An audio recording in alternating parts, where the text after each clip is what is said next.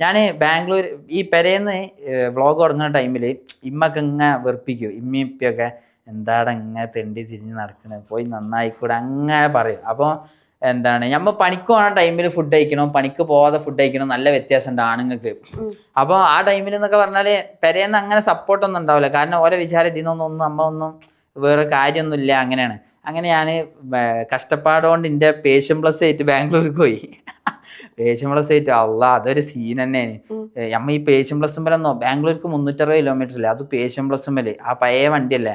എന്നിട്ട് ഇവിടെ വേദന ആയിട്ട് ഒരു ബെഡിന്റെ ഷോപ്പിൽ നിന്ന് സ്പോഞ്ചൊക്കെ വാങ്ങിയിട്ട് ഇവിടെ വെച്ചിട്ട് അത് അന്ന് ബാംഗ്ലൂർക്ക് പോയി. എന്നിട്ട് ബാംഗ്ലൂർ ഞാനൊരു 3 മാസം ഒറ്റ നിന്നിനി, 3-4 മാസം അവിടെ റാപ്പിഡോ ഓടുക. ഒരാഴ്ച റാപ്പിഡോ സാധനമില്ലേ, ബൈക്ക് റാപ്പിഡോ, അത് ഓടുക. ഒരാഴ്ച ഒരു 6000 ഒക്കെ കിട്ടും, ഒരു ദിവസം ഒരു 1000 ഒക്കെ കിട്ടും. അപ്പോൾ ആ കിട്ടും. എന്നിട്ട് വണ്ടിയുടെ വെക്കുന്നു, ട്രിപ്പ് പോകുന്നു. അങ്ങനെ ട്രിപ്പൊക്കെ കഴിഞ്ഞ് വരുന്നു. അങ്ങനെ രണ്ടാമത്തെ ട്രിപ്പിലാണ് മൊത്തത്തിലൊന്ന് അജ്മീറൊക്കെ പോയി. ഇനി ഒരു ദിവസം അജ്മീർ പോയി ഒരു 4-5 ദിവസം അവിടെ നിന്ന്. അതിൻ്റെ ശേഷമാണ് ഞാൻ ഈ ടൈപ്പ് വ്ളോഗ് തുടങ്ങുന്നത്. ഐ മീൻ അജ്മീറിന് എന്തോ പ്രത്യേകതയുള്ള മാതിരി തോന്നുക ആ ടൈമിൽ. കാരണം അവിടെയൊക്കെ പോയിട്ട് ഒന്ന് സെറ്റായി, അപ്പോഴാണ് ഈ ടൈപ്പ് വ്ളോഗ് വന്നത്. പിന്നെ നമുക്കൊരു സാധനം കത്തിയാൽ അതേമാതിരില്ല നമ്മളിടുക. പിന്നെ അങ്ങനെ ഇട്ട് വന്നത്. ഇനി അപ്പൊ തൊട്ടിൽ കെട്ടി മുന്നോട്ട് പോകാൻ തന്നെയാണോ? കാരണം രസമാണല്ലോ, ഓരോരുത്തരും ഓരോന്ന് കമന്റ് ഇടുക, അവിടെ കെട്ടുക. അപ്പൊ എനിക്കും ഇങ്ങനെ തോന്നുന്നു ഫ്ലൈറ്റിലൊന്ന് കെട്ടിയാലാ. അന്നൊക്കെ 30,000 റുപ്യ ഫൈൻ കിട്ടണ്ട, ഞാൻ ഫ്ലൈറ്റ് കെട്ടാൻ പോയത്. എന്നിട്ട് ഈ ചെങ്ങായിന്റെ വീഡിയോ കാണുന്നോണ്ട് കഴിച്ചിലായതാ. നമ്മൾ ലക്ഷദ്വീപ് പോയപ്പോ ഞാൻ ഫ്ലൈറ്റിൽ തൊട്ടിലിടുന്ന ഒരു ചാലഞ്ച് ഏറ്റെടുത്തണല്ലോ. ഇപ്പൊ ഏതൊരു പെണ്ണ് ദുബായിൽ പോയിട്ട് ഏതൊരു സ്ഥലത്ത് കെട്ടാൻ പറഞ്ഞാണ്. ഞാനും പോണം ദുബായി പോയിട്ട്. അതിന്റെ മനസ്സിലുണ്ട്, ഒക്കെ ഉണ്ട്.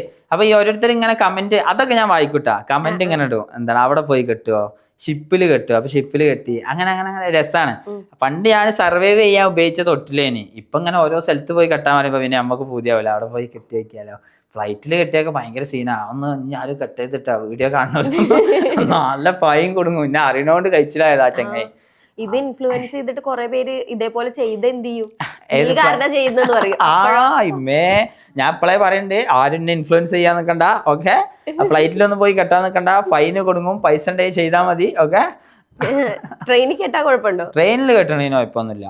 കാരണം എന്താ വെച്ചാല് ജനറലാണ്. ജനറൽ എന്ന് പറഞ്ഞാല് ഒരു മനുഷ്യന് ഏറ്റവും അവസാനം വരെ എങ്ങനെ ജീവിക്കുക അത് വരെ ഉണ്ടാവും. അതിൽ ബാത്റൂമിലേക്ക് തലയിട്ടാണ് ഇങ്ങനെ കിടക്കണമല്ലുണ്ടാവും, അങ്ങനെ കിടക്കണമല്ലുണ്ടാവും. പിന്നെ അതേമാതിരി പുറത്തേക്ക് തലയിട്ടാണ് ഇങ്ങനെ കിടക്കണമല്ലുണ്ടാവും. May be മരിക്കാതില്ല. അപ്പോൾ ഒരു മനുഷ്യൻ്റെ അവസാന ശ്വാസം വരെ പോകാനുള്ളത് അതിലുണ്ട്. അപ്പം നമുക്ക് എങ്ങനെ കിടക്കാം ജനറലില്. പിന്നെ ഞാൻ നല്ല നല്ല പുണ്യകർമ്മങ്ങളും ചെയ്യലുണ്ട് കേട്ടോ. ബംഗാളികളൊക്കെ അടുത്ത് അതിൽ കെടുത്തൊക്കെ ചെയ്യും. പിന്നെ കുട്ടികൾ നിലവിളിക്കുന്നുണ്ടെങ്കിൽ അതിലിട്ട് ഇങ്ങനെ ഇതാക്കുക. അങ്ങനത്തെ നല്ല നല്ല കാര്യങ്ങൾ ചെയ്യും. അതുകൊണ്ടാവും പഠിച്ചവൻ ആയുസൊക്കെ തരുന്നതെന്നാ തോന്നുന്നത്. അതെ. ഇനിയില്ലേ കല്യാണം കഴിഞ്ഞിട്ട് പാർട്ട്ണറിനെ ഇട്ടും ഇങ്ങനെ തൊട്ടിൽ കെട്ടിയിട്ടാണോ? പാർട്ട്ണറിന് അങ്ങനെ ഒരു ആഗ്രഹം ഉണ്ടെന്നുണ്ടെങ്കിൽ ചിലപ്പോ ചെയ്യാനില്ല. ഫോർ എക്സാമ്പിൾ ഞാനിപ്പോ കെട്ടണേ ഇനിയിപ്പോ അങ്ങനത്തെ ഒരു അഡ്വഞ്ചർ ട്രിപ്പാണ് വേണ്ടി, ഓക്ക് റിച്ച് ലൈഫ് അതൊന്നും വേണ്ട, അങ്ങനെയാണെങ്കിൽ നമ്മൾ അങ്ങനെ പോവും. മാറാൻ തയ്യാറാണ്. അത് അത്രേ ഉള്ളൂ, അങ്ങനെ ഉള്ളു.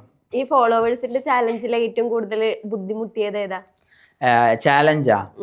ഇവിടെ കെട്ട് അവിടെ കെട്ട് എന്നൊക്കെ പറയുമായിരുന്നില്ലേ, അങ്ങനെ അത് തന്നെ ഫ്ലൈറ്റില് അത് സീനാവേണ്ടത് ഏനി. കാരണം എന്താ വെച്ചാൽ ഈ ഫ്ലൈറ്റ് ചില്ലറ സാധനമല്ലല്ലോ. ഇങ്ങനെ പറക്കുമ്പോൾ അമ്മ ഇറങ്ങി നടക്കാൻ പോലും പറ്റൂല. ഞാൻ അപ്പോഴൊക്കെ ട്രൈ ചെയ്യുന്നുണ്ട് സാധനം കിട്ടിയാലോ. അപ്പം അവിടെ ഇങ്ങനെ ഒരു ചെങ്ങായി ഇങ്ങനെ ഇരിക്കണേ. അപ്പം ഞാൻ കെട്ടാം, എന്നിട്ട് കുറേയൊക്കെ ഇങ്ങനെ കെട്ടാ. പക്ഷെ പേടിയാവുക, ആൾക്കാർ ചിരിക്കോ, ഇവന് പ്രാന്താണ് വിചാരിക്കുക. അപ്പം ഞാൻ പിന്നെ ഒരു കാര്യം ചെയ്തത്, ഫ്ലൈറ്റ് ഇറങ്ങിയിട്ട് കെട്ടാണ്. അങ്ങനെ ഇറങ്ങിയിട്ട് കെട്ടിയപ്പോഴാണ് ഒരു ചെങ്ങായി ഒന്നാണ് ചൂടായത്. അന്നെനിക്കറിയാം എന്ന് പറഞ്ഞു എന്നോട്. അപ്പൊ തന്നെ അറിയല്ലേ, സോറി, നീ വെടിയും കെട്ടാൻ വന്നോടാ എന്നിട്ട് എന്നോട് പറഞ്ഞു ഇതൊക്കെ ഭയങ്കര സീനാണ് അനുസരിച്ച്. കാരണം എന്താ വെച്ചാൽ ഇതും കണ്ടാണ്ട് ഓരോരുത്തർ ഇതേമാതിരി ഫ്ലൈറ്റ് പോയിട്ട് മറ്റേ കുട്ടികൾ കളിച്ചിട്ടുണ്ടെങ്കിൽ എന്താ ഓരോരുത്തർ ഇപ്പോൾ ചാലഞ്ച് കൊടുക്കുക, ഫ്ലൈറ്റ് പോയിട്ട് ഡാൻസ് കളിക്കുന്നു. അപ്പോൾ ഒരുത്തൻ ഇതേമാതിരി ഇങ്ങനെ കളിച്ചാലാ ഭയങ്കര സീനാണ്. ആരും ചെയ്യില്ല. പിന്നെ എന്ത് ധൈര്യത്തില് കെട്ടാൻ അല്ല, നമ്മൾ അറിയില്ലല്ലോ, ഓരോ സംഭവങ്ങൾ ഓരോ സ്ഥലത്ത് കൂടെ അല്ലേ പഠിക്കുക.